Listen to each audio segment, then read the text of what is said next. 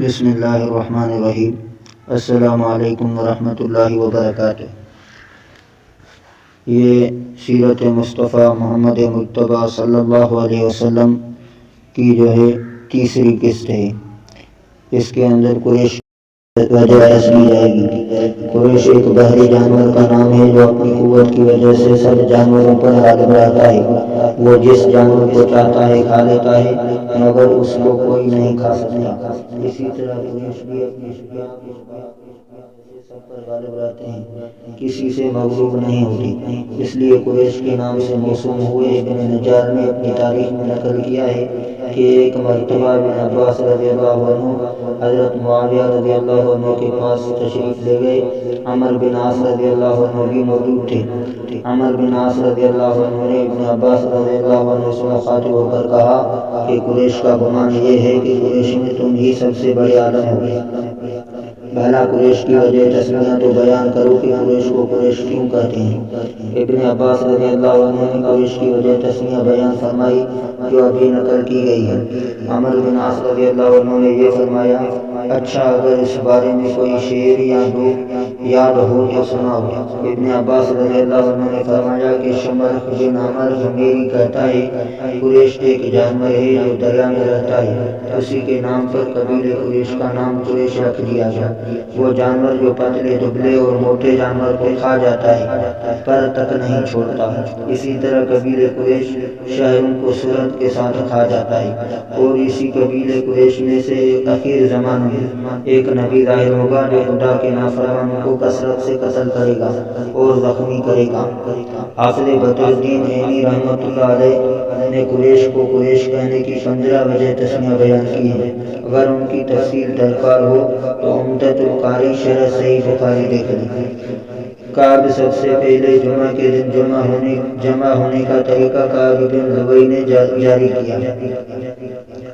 کعب بن لؤی جمعہ کے روز لوگوں کو جمع کر کے خطبہ پڑھتے، اول خدا کی حمد و ثنا بیان کرتے کہ آسمان اور زمین اور چاند اور سورج یہ سب چیزیں خدا ہی کی بنائی ہوئی ہیں، اور پھر پند و نصائح کرتے، صلہ رحمی کی ترغیب دیتے اور یہ فرماتے کہ میری اولاد میں ایک نبی ہونے والا ہے، اگر تم ان کا زمانہ پاؤ تو ضرور ان کی اتباع کرنا۔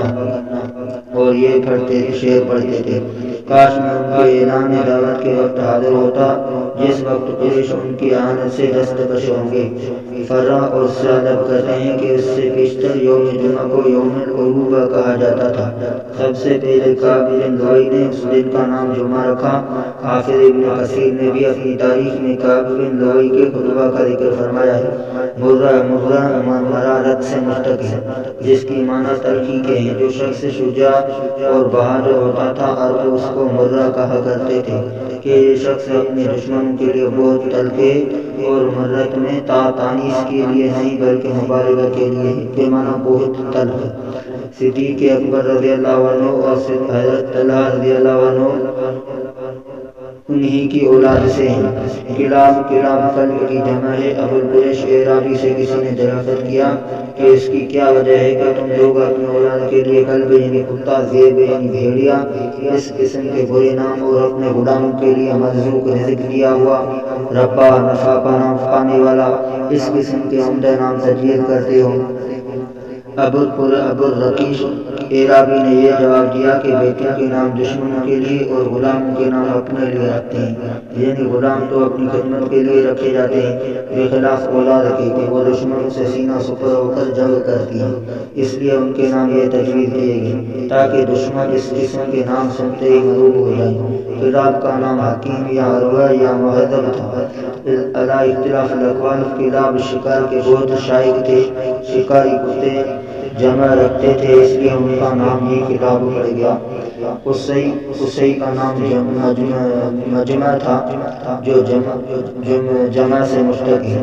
قصی نے چونکہ قریش کے متفرق اور متشدد قبائل کو جمع کیا تھا اس لیے ان کو مجمع کہتے تھے۔ قریش ابتدا میں متفرق تھے اور ایک جگہ آباد نہ تھے، کوئی پہاڑ میں رہتا تھا، کوئی صحرا میں، کوئی وادی میں، کوئی گھاٹی میں، کوئی غار میں۔ قصی نے سب کو مکہ کے دامن میں جمع کیا۔ اور سب کے رہنے کے لیے الگ الگ مکان کے لیے جگہ دی اور سب کو ایک جگہ آباد کیا۔ اس وقت ان کو مجمع پکارا جانے لگا۔ چنانچہ ایک شاعر کہتا ہے، امام احمد بن حنبل رحمہ اللہ امام شافعی رحمہ اللہ سے راوی ہے کہ قصی کا نام زید تھا۔ قصی بڑے حکیم اور دانا تھے۔ ان کے کلمات حکمت میں نقل کیا گیا ہے، جو لعین اور کمینہ کا اکرام کرے وہ بھی اس کے لوم یعنی کمینہ پن میں شریک ہے۔ جو اپنے مرتبہ سے زیادہ طلب کرے وہ مستحق محرومی ہے اور حاسد دشمن خفی ہے۔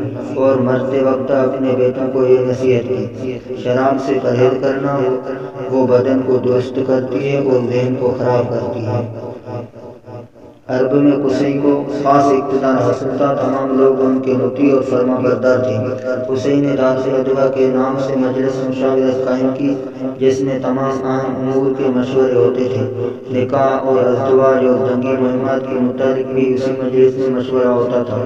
تجارت کے لیے جو قافلہ روانہ ہوتا وہ بھی اسی مقام سے روانہ ہوتا۔ سفر سے جب واپس آتے تو اول دار الندوہ میں آ کر اترتے، گویا کہ دار الندوہ عرب کا باب حکومت اور پارلیمان تھا۔ حجابت اور شکایت اور رفادت اور ندوہ اور لباس صرف قصی ان تمام مناصب کے منتہا اور تنہا علم بردار اور تمام مہم خدمتوں کے ذمہ دار تھے۔ ان کے بعد یہ منصب اور عہدے مختلف قبائل پر منقسم ہوئے۔ ان کے علاوہ قریش کے اور بھی منصب تھے، جیسا کہ حافظ عینی نے عمدۃ القاری شرح بخاری میں لکھا ہے، جن کو ہم مختصر تشریح کے ساتھ ہدیہ ناظرین کرتے ہیں۔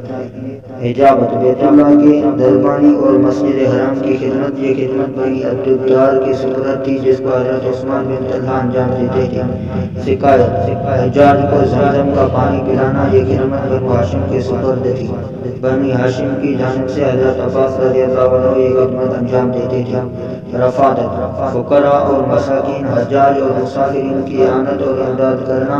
اس محکمہ میں محتاجین کی امداد کے لیے کچھ رقم جو چندہ سے حاصل کی جاتی تھی جمع رہتی تھی۔ اس منصب پر وارث بن عامر بن نوفل کی جانب سے مامور تھے۔ امارت مسجد حرام اور بیت اللہ کی حفاظت، تعمیر اور مرمت حضرت عباس رضی اللہ عنہ بنی ہاشم کی جانب سے اس خدمت کو انجام دیتے تھے۔ سفارت وہ فریق کا کسی معاملہ میں مراسلت کرنا، یہ خدمت بنی عدی میں سے عمر بن خطاب رضی اللہ عنہ کے سپرد تھی۔ ان عمر بن خطاب رضی اللہ عنہ کے سپرد تھی۔ ندوہ مشورہ بنی اسد میں سے یزید بن زمارہ بن اسود مجلس شورا کے امیر تھے۔ قبہ بوقت جنگ فوج کے لیے خیموں کا انتظار کرنا، یہ خدمت بنی مخزوم کے سپرد تھی۔ بنی مخزوم کی جانب سے خالد بن ولید رضی اللہ عنہ اس خدمت کو انجام دیتے تھے۔ لواء علم برداری، اس کو کام بھی کرتے تھے۔ علم برداری بنی امیہ کے سپرد تھی، جس کو ابو سفیان یعنی عموی حضرت معاویہ رضی اللہ عنہ کے والد کیا کرتے تھے۔ زمانے جنگ یا زمانے گھوڑ دوڑ میں گھوڑوں اور سواروں کا انتظام کرنا، اس خدمت کو بھی بنی مخزوم کی جانب سے خالد بن ولید انجام دیتے تھے۔ غرض یہ کہ خالد بن ولید زمانے جاہلیت میں بھی امیر الحرب تھے اور خیارکم فی الجاہلیت خیارکم فی الاسلام کے پورے مصداق تھے۔ اشناق قبائل کے باہمی مناقشات سے رفع کرنے کے لیے دیت اور تاوان کا ادا کرنا، اور جس شخص میں دیت اور تاوان دینے کی مقدرت نہ ہو اس کی اعانت اور امداد کرنا، یہ خدمت بنی تیم میں سے ابو بکر صدیق کے سپرد تھی۔ ابو بکر جس کام کے لیے کھڑے ہو جاتے تو قریش ابو بکر کی تصدیق کرتے اور دل و جان سے اس میں اعانت اور امداد کرتے۔ ابو بکر صدیق رضی اللہ عنہ کے سوا اگر اور کوئی کھڑا ہوتا تو پھر قریش اس کی تصدیق نہیں کرتے تھے۔ اموال مہجرہ اموال موقوفہ جو بتوں کی نظر و نیاز کے لیے وقف کیے گئے تھے، بنی سہم میں سے حارث بن قیس ان اوقاف کے متولی تھے۔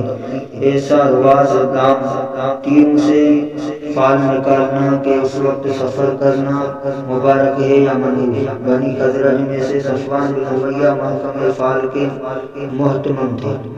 عبد مناف، امام شافعی رحمہ اللہ فرماتے ہیں عبد مناف کا نام مغیرہ تھا، بہت حسین و جمیل تھے، اس وجہ سے ان کو قمرہ بطحا بھی کہتے تھے۔ موسیٰ بن عقبہ روایت کرتے ہیں کہ بعض پتھروں پر یہ لکھا ہوا پایا گیا، میں مغیرہ قصی کا بیٹا اللہ کے تقوی اور صلہ رحمی کا حکم دیتا ہوں۔ ہاشم، امام مالک رحمہ اللہ اور امام شافعی رحمہ اللہ فرماتے ہیں کہ ہاشم کا نام عمر تھا، مکہ میں کہتا تھا ہاشم نے شوربہ میں روٹیاں چور کر اہل مکہ کو کھلائیں، اس لیے ان کا نام ہاشم ہو گیا۔ ہشم کے معنی چورا کرنے کے ہیں، ہاشم اسی کا اسم فاعل ہے۔ عمر بلند مرتبہ اپنی قوم اور تمام اہل مکہ کو سریر بنا کر کھلایا اور مکہ کے لوگ قحط کی وجہ سے لاغر اور ناتواں تھے، ایک مرتبہ نہیں بلکہ بار بار اہل مکہ کو اس طرح سے کھلایا، نہایت سخی تھے۔ دسترخوان بہت وسیع تھا، ہر والد و صادر کے لیے ان کا دسترخوان حاضر تھا۔ غریب مسافروں کو سفر کرنے کے لیے اونٹ عطا فرماتے تھے، نہایت حسین و جمیل تھے۔ نور نبوت آپ کی پیشانی پر چمکتا تھا۔ علماء بنی اسرائیل جب آپ کو دیکھتے تو سجدہ کرتے اور آپ کے ہاتھوں کو بوسہ دیتے۔ قبائل عرب اور علماء بنی اسرائیل نکاح کے لیے اپنی لڑکیاں ہاشم پر پیش کرتے تھے، حتیٰ کہ ایک مرتبہ ہرقل شاہ روم نے ہاشم کو لکھا کہ مجھ کو آپ کے جود و کرم کی اطلاع پہنچی ہے، میں اپنی شہزادی کو جو حسن و جمال میں جگہ روزگار ہے آپ کی ذریت میں دینا چاہتا ہوں، آپ یہاں آ جائیں تاکہ آپ سے شہزادی کا نکاح کر دوں۔ ہاشم نے شہزادی کے نکاح سے انکار کر دیا۔ شاہ روم کا مقصد اس لیے یہ تھا کہ وہ نور نبوت جو ہاشم کی پیشانی پر چمک رہا ہے اس کو اپنے گھرانے میں منتقل کر لے۔ کہا جاتا ہے کہ وفات کے وقت ہاشم کا سن 25 سال کا تھا۔ ہاشم ہی نے سب سے پہلے قریش میں دستور جاری کیا کہ سال میں 2 مرتبہ تجارت کے لیے قافلہ روانہ ہوا کرے، موسم گرما میں شام کی طرف اور موسم سرما میں یمن کی طرف۔ اسی دستور کے مطابق ہر موسم میں قافلہ روانہ ہوتا، لک و دک بیابانوں اور خشک ریگستانوں اور بر و بحر کو قطع کرتا ہوا موسم سرما میں یمن اور حبشہ تک پہنچتا۔ نجاشی شاہ حبشہ ہاشم کی بہت مدارات کرتا اور ہدایہ پیش کرتا اور موسم گرما میں شاعر اور غزہ اور انگورا جو اس وقت کیسر روم کا پائے تخت تھا تک پہنچتا۔ کیسر روم بھی ہاشم کے ساتھ نہایت احترام کے ساتھ پیش آتا اور نذرانہ بھی پیش کرتا۔ ہاشم نے اپنی قوم کے لیے 2 سفروں کا طریقہ جاری کیا، ایک سفر سردی کا اور دوسرا گرمی کا۔ اسماعیل اور ہاشم نے حکومت یمن اور حکومت روم سے قریش کے کارواں تجارت کی حمایت اور حفاظت کا حکم حاصل کیا۔ عرب کے راستے عموماً کیونکہ لوٹ اور غارت سے معمور نہ تھے، اس لیے ہاشم نے قبائل سے یہ معاہدہ کیا کہ ہم تمہاری ضرورتیں بہم پہنچایا کریں گے اور تم ہمارے قافلے کو کسی قسم کا ضرر نہیں پہنچائیں گے۔ ہاشم کی اس حسن تدبیر کا یہ نتیجہ ہوا کہ تمام راستے معمور ہو گئے۔ حق جل شانہ نے اپنے کلام میں قریش کو یہ انعام یاد دلایا، لإیلاف قریش إیلافہم رحلۃ الشتاء والصیف فلیعبدوا رب ھذا البیت الذی اطعمہم من جوع وآمنہم من خوف۔ کیونکہ قریش اللہ کی رحمت سے موسم سرما و گرما کے سفر کے عادی ہو گئے، اس لیے ان کو نعمت کے شکریہ میں اس خدا کی عبادت کرنی چاہیے جو اس گھر کا مالک ہے، اور اس نے ان کو بھوک سے کھانے کو دیا اور خوف سے امن دیا۔ جب ایام حج آتے تو ہاشم تمام حجاج کو گوشت اور روٹی اور ستو اور کھجور یہ چیزیں کھلاتے اور زمزم کا پانی پلاتے۔ مینا اور مزدلفہ اور عرفات میں بھی اسی طرح کھانے اور پینے کا انتظام فرماتے۔ امیہ بن عبد شمس کو ہاشم کا یہ جود و کرم اور تمام عرب میں ان کا یہ اقتدار بہت شاق اور گراں تھا۔ امیہ نے بھی اس کی کوشش کی کہ ہاشم کی طرح لوگوں کو کھلائے، مگر امیہ باوجود ثروت اور دولت کے ہاشم کا مقابلہ نہ کر سکا۔ بنی ہاشم سے بنی امیہ کی عداوت کا سلسلہ اول یہیں سے شروع ہوا۔ ایک بار ہاشم قافلے تجارت کے ساتھ سفر کے لیے روانہ ہوئے، راستہ میں مدینہ منورہ ٹھہرے۔ وہاں بازار میں ایک عورت پر نظر پڑی، حسین و جمیل ہونے کے علاوہ شرافت و نجابت، فہم اور فراست کے اس کے چہرے سے نمایاں تھی۔ ہاشم نے دریافت کیا کہ یہ عورت کسی کی منقوہ ہے یا یا منقوہ نہیں ہے۔ معلوم ہوا کہ اسیہ بن جلاح کی منقوہ تھی، جس سے عمر اور معبد یہ دو لڑکے پیدا ہوئے۔ بعد میں اسیہ نے اس کو طلاق دے دی۔ ہاشم نے اس سے نکاح کا قیام دیا۔ ہاشم کے نسبی اور ذاتی مکارم کی وجہ سے اس نے اس قیام کو قبول کیا اور نکاح ہو گیا۔ اس عورت کا نام سلمہ بنت عمر تھا، جو قبیلہ بنی نجار سے تھی۔ نکاح کے بعد ہاشم نے ایک دعوت دی، جس میں تمام قافلے والے شریک تھے اور کچھ لوگ قبیلہ خزرج کے بھی موجود تھے۔ ہاشم نے نکاح کے بعد کچھ روز مدینہ میں قیام کیا۔ سلمہ کو حمل ہو گیا، جس سے عبد المطلب پیدا ہوئے۔ جس وقت پیدا ہوئے تو سر میں ایک بال سفید تھا، اس لیے شیبہ نام رکھا گیا۔ ہاشم قافلہ کے ساتھ غزہ کی جانب روانہ ہو گیا۔ غزہ پہنچ کر ہاشم کا انتقال ہو گیا، وہیں مدفون ہوئے۔ عبد المطلب کا نام شیبۃ الحمد تھا، نہایت حسین و جمیل تھے۔ شاعر کہتا ہے، چودھویں رات کے چاند کی طرح شبیہۃ الحمد کا چہرہ رات کی تاریکی کو روشن کرتا تھا۔ عبد المطلب کے لفظی معنی مطلب کا غلام ہے۔ ہاشم کے انتقال کے بعد عبد المطلب کی والدہ ایک عرصہ تک مدینہ منورہ میں اپنے میکا بنی خزرج ہی میں مقیم رہی۔ جب عبد المطلب ذرا بڑا ہو گئے تو ان کے چچا مطلب ان کے لینے کے لیے مکہ سے مدینہ آئے۔ جب ان کو لے کر واپس ہوئے تو مکہ میں داخل ہوتے وقت عبد المطلب اپنے چاچا مطلب کے پیچھے اونٹ پر سوار تھے۔ شیبہ کے کپڑے میلے کچیلے اور جلد آلود تھے، چہرہ سے یتیمی ٹپکتی تھی۔ لوگوں نے مطلب سے دریافت کیا کہ یہ کون ہے؟ مطلب نے حیا کی وجہ سے یہ کہہ دیا کہ یہ میرا غلام ہے، کہ لوگ یہ نہ کہیں کہ بھتیجا اس سے میرے کپڑوں میں کیوں ہے۔ اس لیے عبد المطلب کے نام سے مشہور ہو گئے۔